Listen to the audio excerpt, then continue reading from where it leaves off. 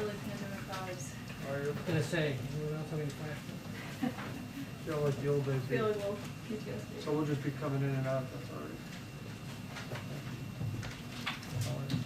Good. Just means we get to ask more questions, right? Steady, limited to 5 per.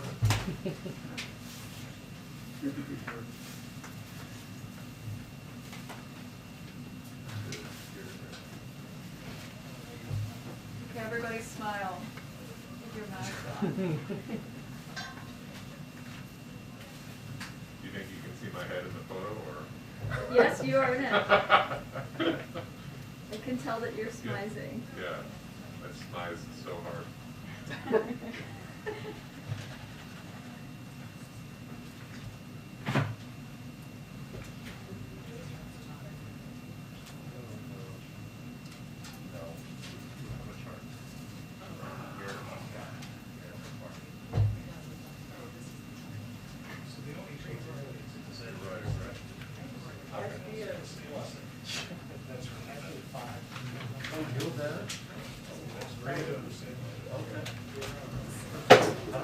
Hi everyone, Happy New Year. Hope everyone had a nice time, family and friends. Thank you. I just have 2 items for you at the top. I just wanted to highlight that yesterday, President Biden, Agriculture Secretary Vilsack, and Attorney General Garland met with family and independent farmers, ranchers, independent processors from across the country to discuss the challenges they have faced as large conglomerates have absorbed more and more small processors, significantly reducing competition in the meat and poultry processing industry. This is just one example of a broad suite of executive actions being taken by agencies across the economy that will promote competition, protect consumers and workers, and lower prices. When dominant middlemen control so much of the supply chain, they are able to increase their own profits at the expense of both farmers and ranchers who make less for their product, and consumers at the grocery store who pay more. So just to be clear, farmers, ranchers, and poultry growers, of course, they are growing the meat or overseeing the meat, goes to the meat packers and processors. That is where we see the middleman. Goes to grocery stores, restaurants, and other retailers, and then to consumers. And our concern is about where prices are being elevated, and they should not be. Many farmers and ranchers now have little or no choice of buyer for their product and little leverage to negotiate, causing their share of every dollar spent on food to decline. 50 years ago, ranchers got over 60 cents of every dollar a consumer spent on beef, compared to about 39 cents today. Similarly, hog farmers got 40 to 60 cents on each dollar spent 50 years ago, down to about 19 cents today. So that obviously is a significant concern. If you see the wholesale beef value and the cattle value, that should not be how the gap between the lines. Just wanted to highlight again, we announced we're investing up to $1 billion in new and expanded independent meat and poultry processing capacity, workforce development, and other assistance. All that was included in the American Rescue Plan. We're continuing to strengthen rules to protect farmers, ranchers, and other producers, and we're enforcing existing competition laws vigorously and fairly, and our new White House Competition Council will make sure agencies work together as appropriate. Finally, we're bringing greater transparency to the industry. The USDA announced steps on that back in August, and we'll continue to build on that. Also, just wanted to highlight that yesterday the Department of Justice announced 2 important new steps to address gun violence and keep guns out of the wrong hands. First, they issued a final rule making clear that federally licensed firearms dealers must sell safe storage devices that are compatible with the firearms they sell. Individuals who choose to keep a firearm have a responsibility to safely store their firearms. This rule will make it easier for gun owners to purchase a safe storage device and keep guns from being stolen and used by criminals, accessed by children, or obtained by other people who shouldn't have access to the weapon. Second, the Department of Justice issued a best practices guide to federally licensed firearms dealers to make sure they understand their obligations to comply with the federal laws and keep guns out of the wrong hands. And of course, this announcement builds on the work the President and the administration did over the course of 2021, which represented more action on gun violence prevention via executive authority than any president in a first year in office in history. With that, Darlene, why don't you kick us off? Thanks, Jen. Happy New Year. Happy New Year. Team. I just wanted to start off with getting an update on the 500 million at-home test kits that you all are supposed to be sending out at some point this month. Can you say if the contract has been signed yet? And if not, when do you expect that to be signed? And also the website, what is the status of getting that up and running? Sure. Let me give you an update of where we are in the process. So, as Jeff Zients said last week, the Department of Defense and HHS are already executing on an accelerated contracting timeline. This is the largest, of course, over-the-counter purchase of tests to date. And the RFP, the request for proposal, that has been sent out to industry allows us to best understand logistics, timing, and manufacturing considerations. So where we are now is that the RFP has been closed as of today, and we are currently evaluating the responses to it, which means we are finalizing the contracts. While I expect we can share additional details with all of you soon, and certainly we hope to do that, we're on track to start seeing movement on some of the awards through the RFP this week. So the first delivery from manufacturers will start later this month. That's our expectation. When we have those deliveries in hand, we will put the website up, make it available, so that people can order tests at that point in time. And then secondly, do you have anything to share on what the president's message will be on Thursday when he goes to the Hill for the anniversary of 1/6? Absolutely. I can give you some highlights at this point in time, and obviously the president is still working through and reviewing his own remarks. But on the afternoon, what you can expect, I should say, is that the president will speak to the historical significance of January 6th and what it means for the country 1 year later. As a reminder, on the afternoon of January 6th, the president called what was happening at the Capitol then an unprecedented assault on our democracy and an attempt to subvert our Constitution and interfere with the peaceful transfer of power. So on Thursday, the president is going to speak to the truth of what happened, not the lies that some have spread since, and the peril it has posed to the rule of law and our system of democratic governance. He will also mark that day, commemorate the heroes of January 6th, especially the brave men and women of law enforcement who fought to uphold the Constitution and protect the Capitol and the lives of the people who were there. Because of their efforts, our democracy withstood an attack from a mob, and the will of the more than 150 million people who voted in the presidential election was ultimately registered by Congress. And he will also speak to the work we still need to do to secure and strengthen our democracy and our institutions, to reject the hatred and lies we saw on January 6th, and to unite our country. And obviously, we'll have more to preview as we get closer to the speech. Just one more. Sure.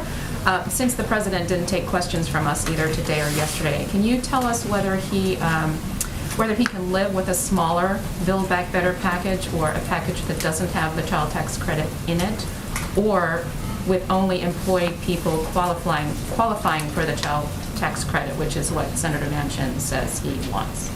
Well, I can tell you that the president absolutely wants to get Build Back Better done, is committed to get it done because it will lower costs for Americans across the country, child care, elder care, health care, a lot of the areas that are impacting American families' budgets across the country. I can tell you that those are conversations he and many members of our senior team will continue to have with a range of senators who are involved in this process in the weeks ahead, and that we're not going to outline them in more detail from here. And I would also just reiterate that the president sees and recognizes and values the contribution of the child tax credit and what it did to help prevent 40% of kids from being in poverty last year, and it's something that he advocated for, he introduced, and he called for himself. So he absolutely wants to see an extension of the child tax credit. I would note, this doesn't answer your question, but I thought this was an interesting thing. Someone shared with me this morning that the way it was designed is that payments are going out every month for 6 months. As soon as people file their taxes, they will get the other half. So we absolutely want it to be extended. We're going to fight for that. But there is also additional payment that will come to people who are eligible when they file their taxes. Go ahead. Hey, Jen, Happy New Year. Happy New Year. And since the president didn't take questions from us, we weren't able to clarify. He said to the vaccinated and boosted, quote, you can still get COVID, but it's very unlikely you'll be seriously ill, roughly what he said. Have we reached a point in the pandemic now where he's basically saying to Americans, accept the fact you may get the virus, but if you're vaccinated, it won't be that bad? think what he's saying to Americans is, we know there are going to be breakthrough cases. We've had them at the White House. We are seeing them across the country, and certainly elevated rates of cases in certain communities across the country, including in Washington, D.C. But the step that's most important that people can take to prevent reduce the potential for hospitalization and death is to get vaccinated, get boosted. He's not telling anyone to accept anything. He's just conveying to people what they can do to protect themselves. He's also said very clearly, and I think he's illustrated that in what he said publicly, as have our doctors, that we're going to be direct and straightforward with the American people. We know cases are going up.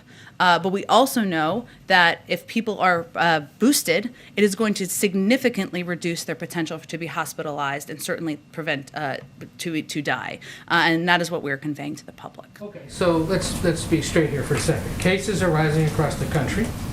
Tests are hard to come by in many places, or there's long lines for them. Schools are closing again or having to go virtual, and that's not just because of the weather in some parts of the country, but because of the pandemic. There is a sense among many that the country has lost control of the virus. Would the White House agree with that? We would not. And here's why. We're in a very different place than we were a year ago, Ed. 200 million people are vaccinated.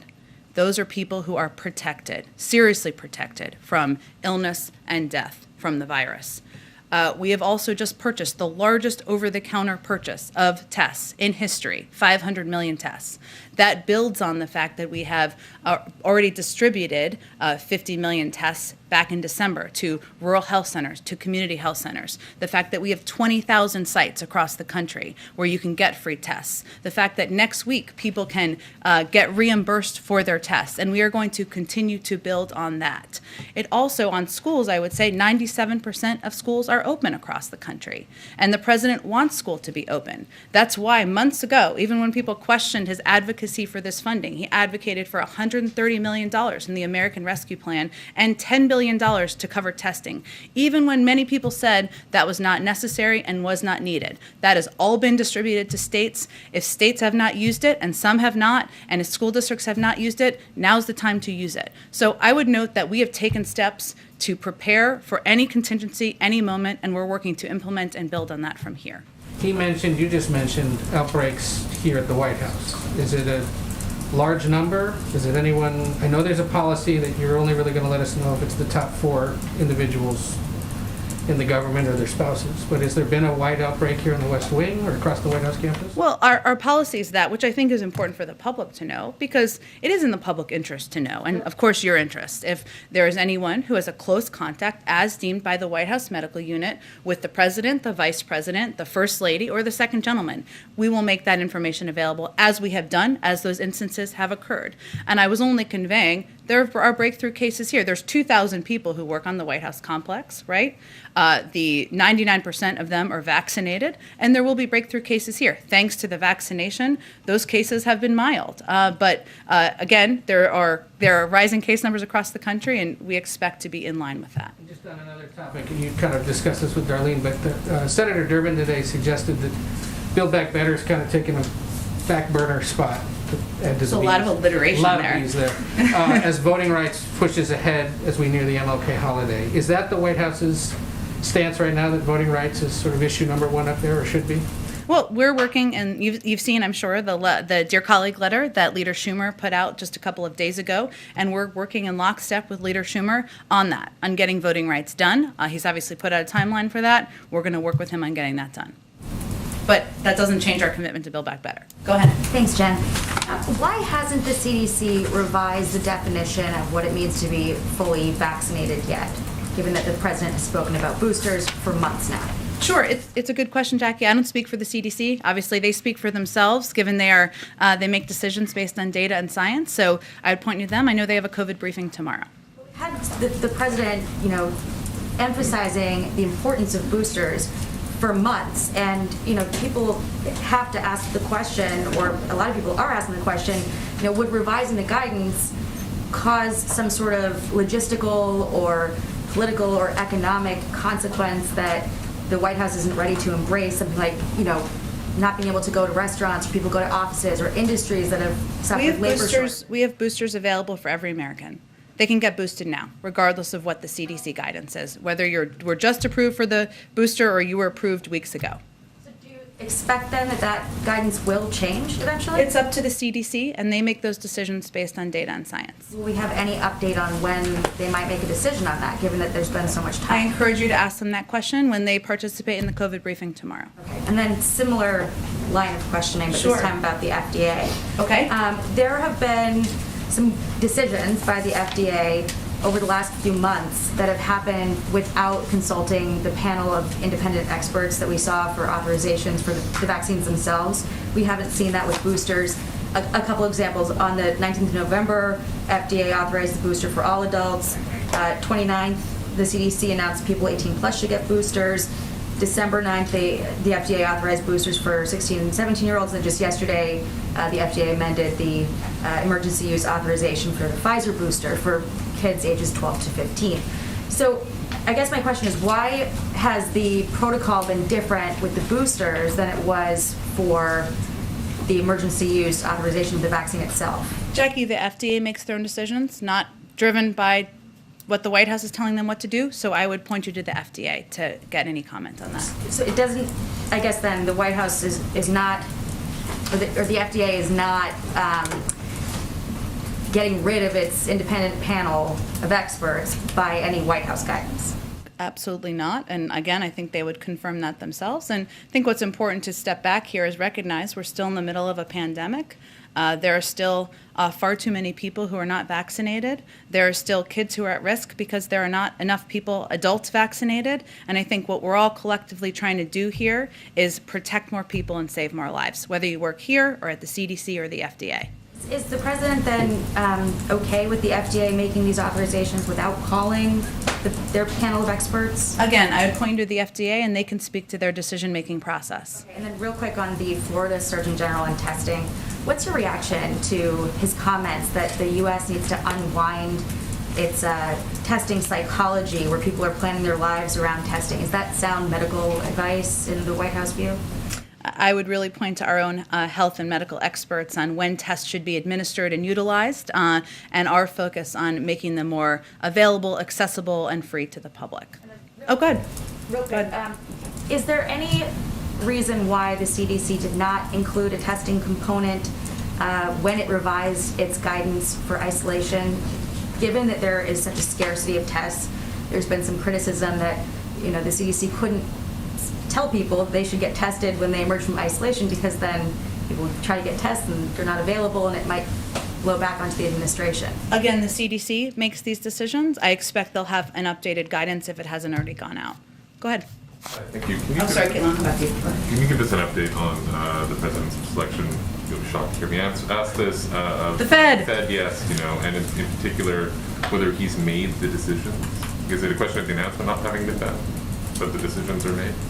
I don't have anything more for you at this moment. I expect we will have more soon, and I will let the president speak to his decision and whom he will select. My colleague Katya Dmitrieva and Jennifer Jacobs are Sure. reporting that economist Philip Jefferson is likely to be nominated for one of the seats, and he would be just the fourth black man to hold a position on the central bank's board in its history. Can you comment on Mr. Jefferson's candidacy, or what role equity will be playing in the president's determinations for all these seats? Sure. I can't speak to an individual name. I can say that it has been a priority for the president to ensure that that equity and making sure there are diverse choices and diverse leaders representing different roles in the Federal Reserve, just as has been a priority for him in other points in parts of his government, is an important part of his decision-making process. If we just go back to the testing issue, Sure. do you have a sense of how long the $500 million will be spread out in terms of timeline? They'll start in January, and Yeah. when will all 500 be available? I don't have an update on that at this point in time. Certainly understand the question. I expect as we finalize the contracts, which we're in the process of doing, we'll have more information on that. But again, we expect the first shipment from manufacturers to come soon. And on testing, some of the biggest retailers, Walmart and Kroger, have raised the price of Abbott's Binax Now test. They've been selling it at cost because the deal with the White House had expired.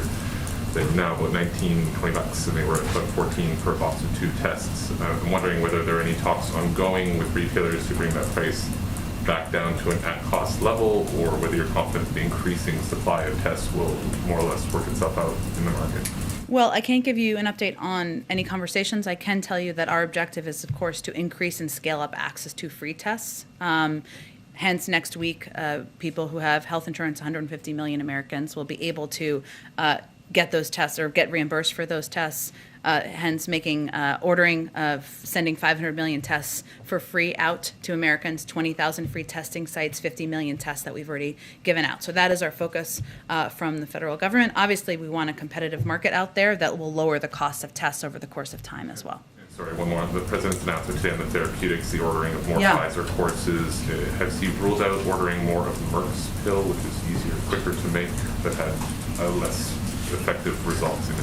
He hasn't ruled anything out. I would say this is just as you've seen with any of our steps on COVID, whether it's the antivirals or other steps that have been approved out there in the market, the monoclonal antibodies. We're going to continue to build on the orders we have done to date. So this is just the recent step to expand what we have in our medicine cabinet. Thank you. Go ahead.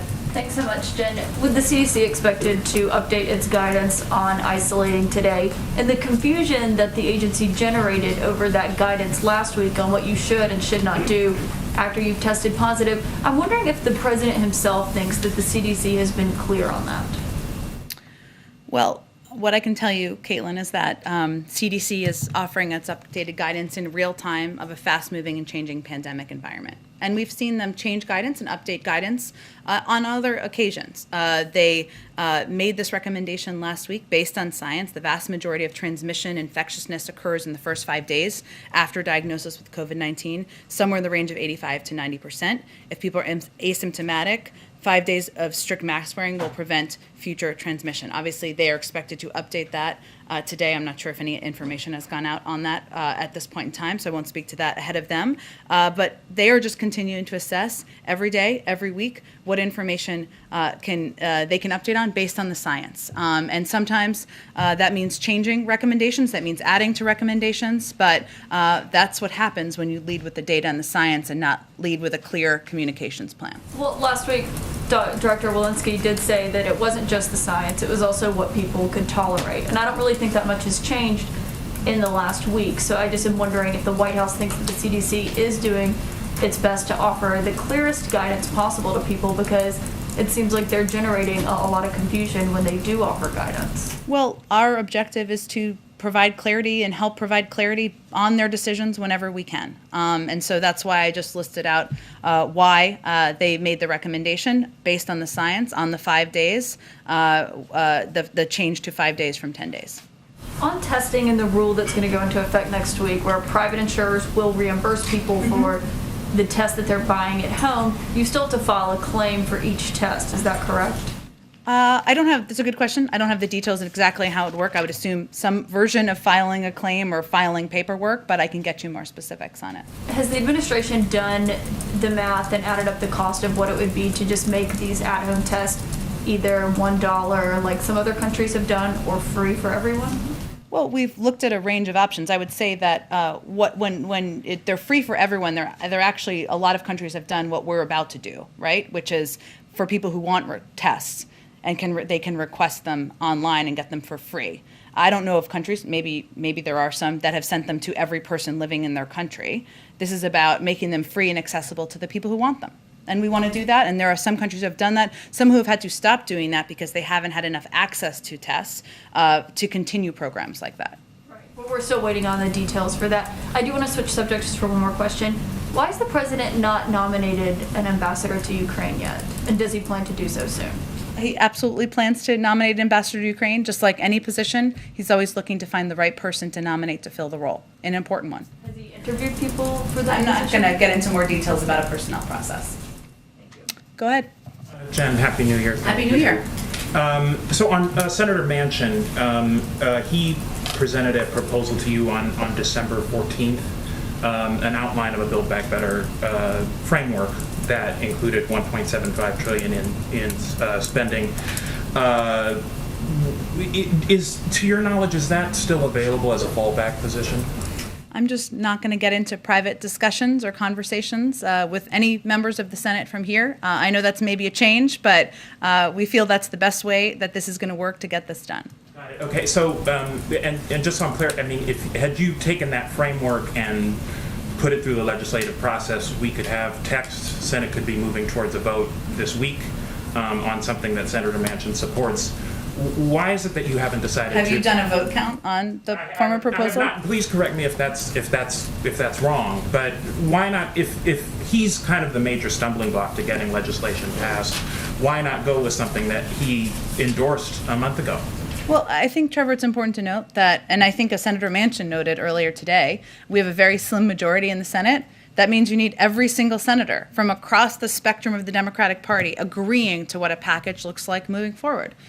We're not naive about how challenging that is and how challenging it can be, but we feel good about the possibility of getting something done. What the final package looks like, I can't outline that for you at this point in time. I would note that when he spoke earlier today, he also said he saw a lot of good things in the package and a lot of good basis for discussion. And there's agreement among Democrats about lowering costs for Americans, about lowering the cost of health care, lowering the cost of child care, lowering the cost of elder care. That's a very strong basis. We've got to work through the details, and we'll keep having those conversations privately. I don't think his framework would pass. Again, I'm not going to give you a vote count or whip count from here, but I think it's important to note that you need 50 votes you need every single Democrat to support a package in order for it to move forward, even through reconciliation. Is there any plan to re-engage with him at any point on this? We're going to keep those engagements and conversations private. Okay, then another topic.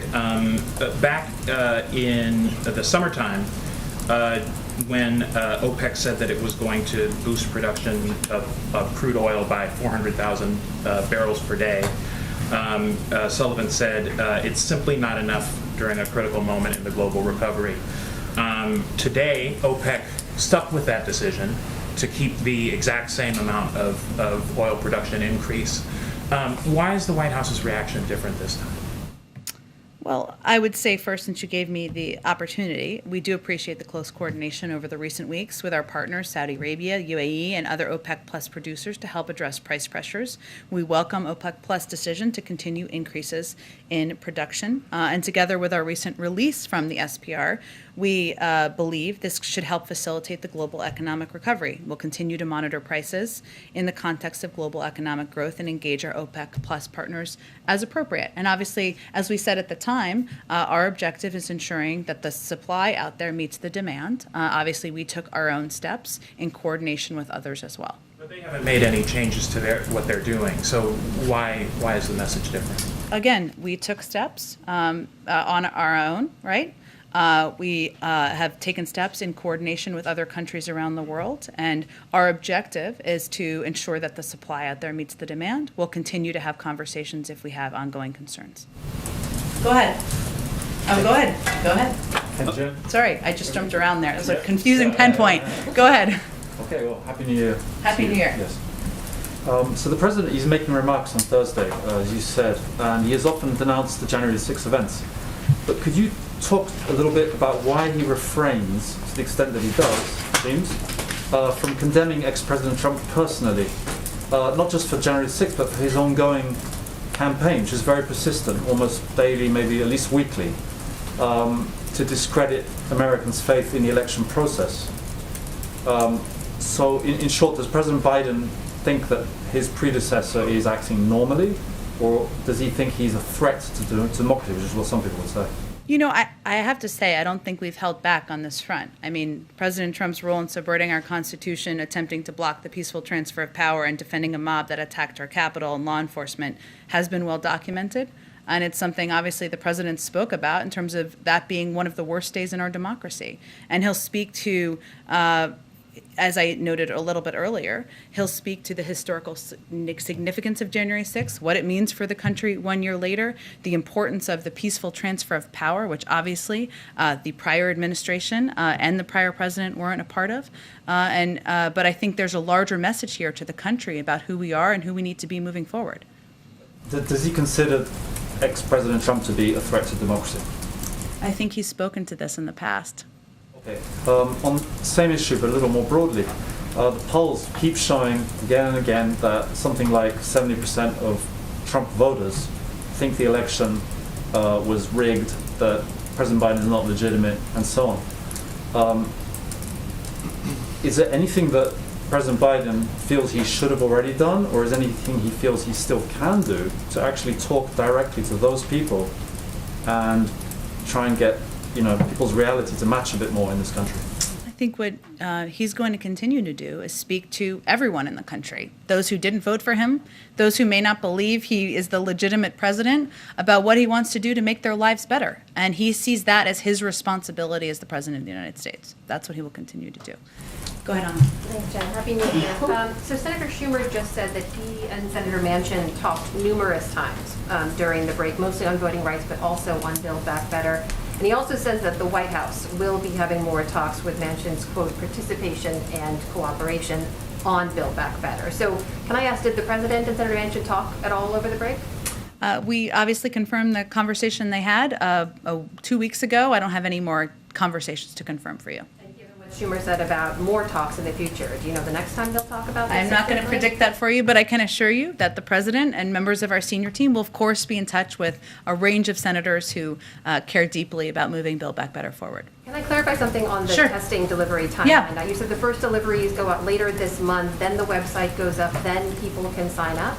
So probably those tests people can expect end of this month, early February? Well, I think what I was trying to convey, perhaps not as articulately as I meant to, is that we will put the website up when the tests are available to be sent, right? As to not cause any confusion. So I think the timeline I provided was that for the first delivery from manufacturers will start later this month, and obviously then we will work to get it out the door as quickly as possible. So given that a lot of experts are saying if Omicron follows the surge it did in South Africa, it could be peaking here as early as next week and probably start declining by the end of the month. Is there some concern that these tests are being provided too late when the worst is already behind us? Well, I would say first that there's unprecedented demand. We know that right now for tests. There was in advance of the holidays for understandable reasons. People wanted to see loved ones. They wanted to ensure they tested before they saw loved ones. And we were not where we needed to be. We're still not. What we've done is try to do this as quickly as possible through an expedited, accelerated contracting process to ensure that tests are available for free to people across the country as quickly as possible. Now, at the same time, we know that online and in retail stores across the country, they are restocking shelves with tests. That is a good thing. We are continuing to open more federal testing sites, as we have done in New York and different cities that have been hardest hit across the country. And we continue to have 20,000 free sites across the country. So we're not working on one channel. We are doing it as quickly as we can to get these 500 million tests in our hands, doing it through an accelerated, expedited process. But we've also taken a number of additional steps to ensure the federal testing sites, just to note, are in New Jersey, D.C., New York City, and Philadelphia. Those are some of the places, just to give you a sense, and we'll continue to build on that, which we have the capacity to do. Given the surge that we're seeing now, is it fair to say if those free tests had been made available earlier, before the holidays, before people traveled and more contact and gatherings occurred, would we not be seeing the same numbers we're seeing today? Wouldn't it have prevented some of that spread? I don't know that we can make a prediction of that. It's a good question to ask the doctors. Look, I would say, though, and again, reiterate, as the president said before Christmas, we were not where we needed to be. What he did do is he quadrupled our testing capacity from the summer to December. He made 50 million tests available at rural health centers and community health centers in December to expand that access. We opened these federal testing sites in December. So these were steps we took to, as quickly as possible, expedite our capacity, even in December, as the unprecedented demand was rising, and doing everything we could at an accelerated pace. Of course, we would have liked to have more in our hands earlier. Can I Go ahead. follow up Oh, go ahead. Just child tax credit question.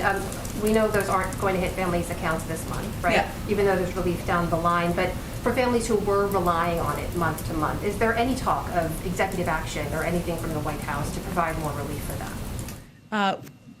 We are always looking at how we can help provide relief to American families and the American people.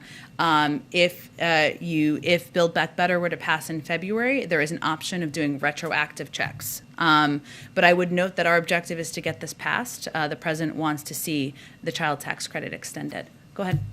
Follow up on testing then, if it's going to take that long. I should say in January, sorry, in January to do February, if that makes sense. Yeah, go ahead.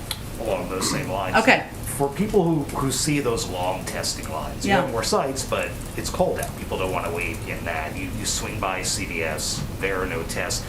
While waiting for all this expanded capacity, what is your advice to people who may be going back to college and want to take a test, or they want to go see their grandparents, or whatever it might be? If their workplace says, we want you to take a self-test before you walk in, what can people do in the meantime until that capacity does get built up? Well, it depends on the person, so it's a hard question to answer, but I would say that there are still many doctor's offices that are administering tests. If somebody has health insurance, that's something that you can go do. Everyone does not have health insurance. There are community health centers, rural health centers. You can go look online and see if there is one near you and go to that. We have just opened a number of federal testing sites in New Jersey, DC, New York City, and Philadelphia. We will continue to expand those big federal testing sites, and we have 20,000 free sites across the country. Different communities and states are taking different steps. Some libraries are providing tests. Some community buildings are providing tests. It really depends community to community. If tests are required, there's a number of steps that people can take, and we're working to expand that as quickly as possible. Lastly, you had mentioned rising cases. The president mentioned rising cases a little while ago. Every doctor has said that. We've also heard from Dr. Fauci and other doctors saying that's not the number to look at. We know they're going to go up, but maybe hospitalizations is I think, is a better case. yeah, that's an important point. What's the president's barometer? Is there one number that he kind of gauges to get an idea of where the country is right now? Well, what I was trying to say in response to Ed's question, again, maybe not as articulately as I'd like, is as Dr. Fauci said, one of the areas that we are concerned about and focused on is hospital capacity, and that how that is impacting medical professionals and the capacity for hospitals to take people in. So we look at a range of metrics, but we certainly look at that as we see rising cases. It is fortunate in many areas that the vast majority, if not all, of the people who are going to hospitals are unvaccinated. Not in every community, it depends community to community. So that's why we are also continuing to echo and advocate for people to get vaccinated, to get boosted, to protect themselves. That's the most important step they can take. But certainly, as Dr. Fauci said, we are looking at and concerned about hospitalizations, or capacity given hospitalizations. Go ahead in the back. Back to testing, how can employers be obligated to test unvaccinated workers when there's such a shortage right now? And what will OSHA do when it starts enforcing this rule in a few days when employers say, well, sorry, we can't comply because we can't find any tests? Well, I would first say that two-thirds of companies, almost two-thirds of companies, have taken steps to put in place either vaccination requirements or testing requirements. They're all implementing it in a different way, and the leadership of these companies is making a decision about what works best for their workforce. Giving that option is something certainly we support. Obviously, getting vaccinated, they're free across the country, available across the country, is also a very easy option for many people, and many companies are opting to do that. As OSHA works to implement and work with companies to do that, our objective and what we're continuing to focus on is continuing to increase capacity of free tests that are targeted more, though, at individuals and households, less than companies. And obviously to work, there's now 9 tests that are approved to go to market that different companies and different school districts and others can have direct contact with. So there's a range of ways to get access to tests, and we're working to increase capacity to make them free and accessible to households and individuals across the country. Are you saying it's up to workers to find tests themselves if they must be tested to go to work rather than their employer Actually, providing I'm them? saying, and I think what I said pretty clearly, is that different companies, about 60% of them have already implemented, are implementing the test or vaccine requirements in different ways, company to company, employer to employer. So, and many of them have done it extremely successfully, including many of the airlines, a number of huge hospital systems, and this has helped make, remember what the objective objective is here. The objective is to make workplaces safer, to provide more security to people. If you look at the data that just came out this morning, JOLTS, that was a shout out to Bloomberg, they'll get that reference, data that came out today, there are still many people who are fearful about going back to work. That is one of the reasons why it's important to put in place these requirements and why employers have taken the step to provide that certainty to people in their workplaces as well. I want to ask one more question related to the workforce. The White House Labor Task Force, led by Vice President Harris, was supposed to release a report in October about how the federal government can boost unionization in this country in a variety of employers. It's January 4th and that report has not come out yet. What's going on, and do the president and vice president still care about this initiative given everything else that's going on? I would say the president has been an advocate for collective bargaining rights, for the rights of workers, for strong unions, for 5 decades of his career, and I think that speaks for itself. And the vice president, well, a little younger, not in public office quite as long, but has also been a strong advocate for the rights of workers. And so I think that speaks for itself. Of course, this is an initiative they put forward. I'm certain I can check on the status of the report. Go ahead. Thanks, Jen. A couple of topics, if you don't mind. As you know, the anniversary of the opening of Guantanamo Bay detention facility is next week. Yeah. The president promised to close it. You reiterated that in February. What's taking so long? Well, let me first say that the National Security Council continues to work closely with the Departments of Defense, State and Justice, and other departments and agencies to do exactly that. I would note, and I know this was put out during a very crazy holiday period of time, but in the President's statement on the National Defense Authorization Act for fiscal year 2022, he outlined that Section 1032 of the Act continues to bar the use of funds to transfer Guantanamo Bay detainees to the custody or effective control of certain foreign countries. And Section 1033 of the Act bars the use of funds to transfer Guantanamo Bay detainees into the United States unless certain conditions are met.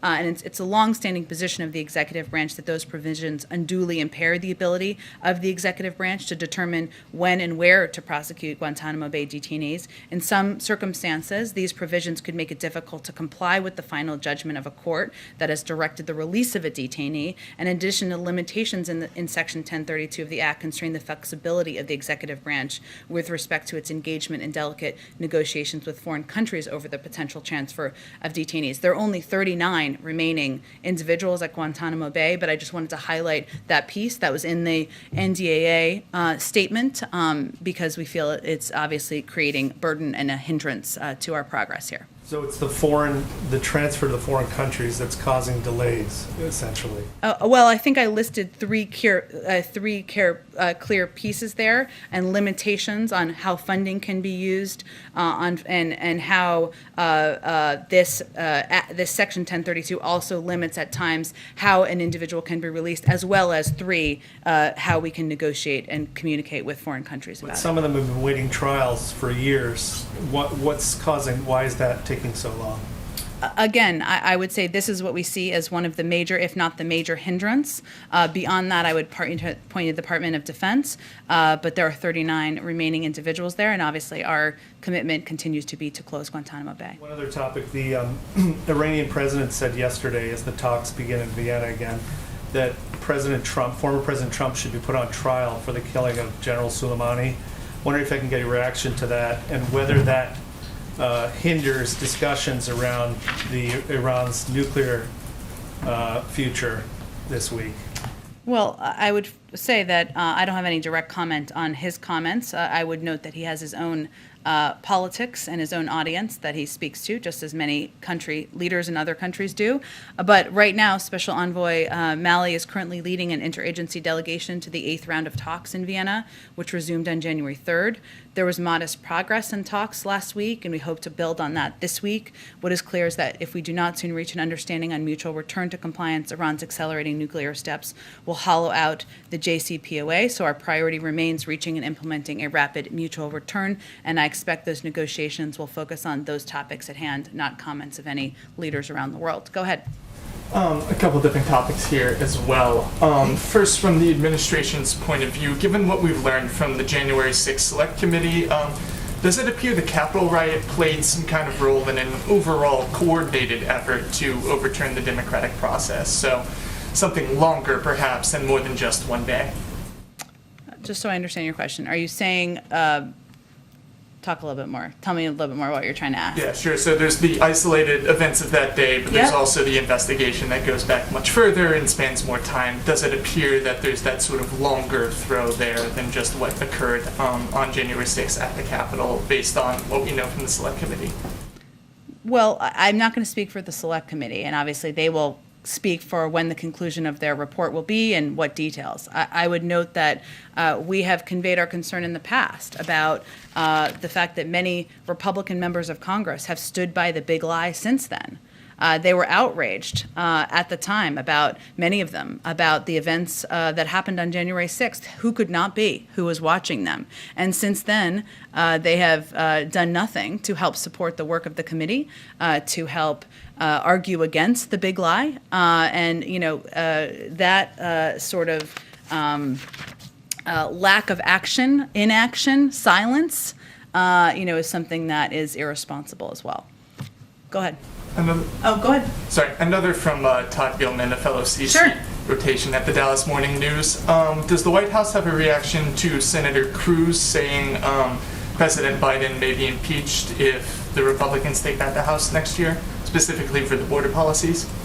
Well, our reaction is maybe Senator Cruz can work with us on getting something done on comprehensive immigration reform and putting in place measures that will help make sure smart security is what we see at the border, taking a more humane approach to the border instead of name-calling, accusation-calling, and making predictions of the future.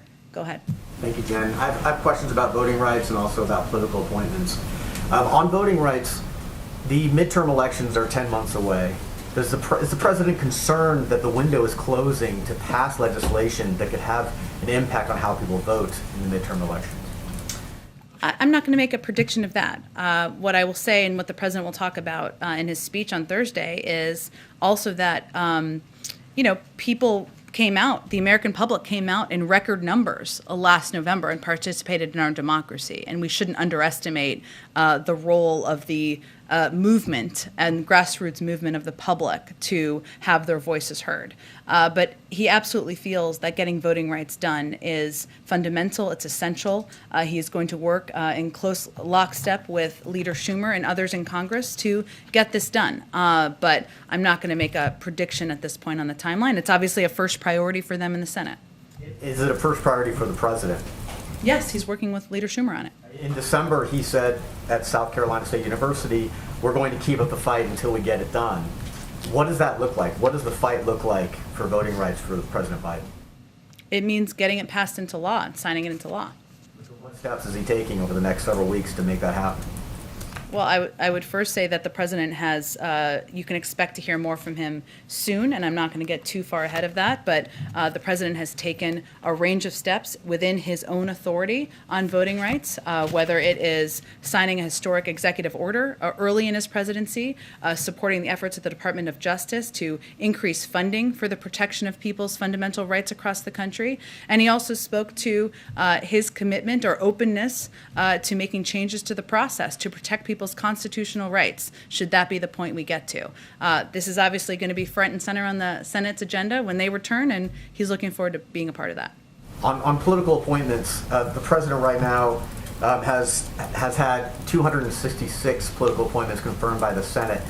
That is roughly on par where President Trump was in his administration at this time. It's about 100 less than where Presidents Obama and Presidents Bush were at this time in their first years in office.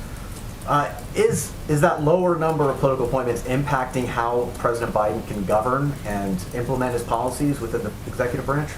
Well, so just for the specific numbers, and you gave a number of these, but we ended 2021, I should say, with more than 300 of President Biden's nominees for Senate confirmed positions pending confirmation by the Senate.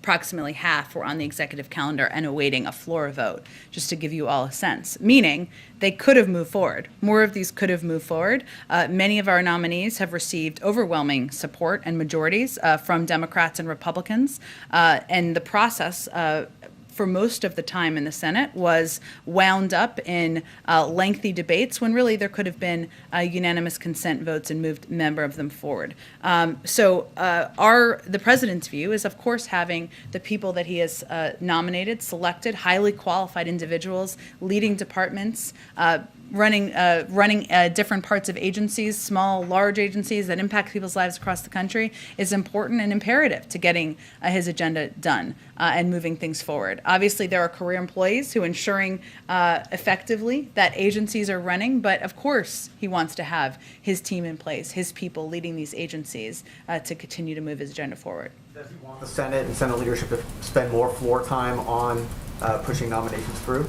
Well, I think there's a way to move them forward without consuming hours and hours and days of floor time. We've seen some agreements, and we were encouraged by the agreement that happened right before the winter holiday to move a number of nominees forward, and we're hopeful we can push more forward in the weeks ahead. There's still 141 positions where there has been no nominee put forward.